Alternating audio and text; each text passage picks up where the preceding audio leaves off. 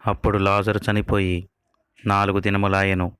యేసు సమాధి నొద్దకు వచ్చి జనసమూహమంతా నిలిచి ఉండగా లాజరు బయటకు రమ్మని బిగ్గరగా చెప్పగా, చనిపోయిన వాడు కాళ్లకు చేతులకు ప్రేత వస్త్రములతో కట్టబడిన వాడై వెలుపలికి వచ్చెను.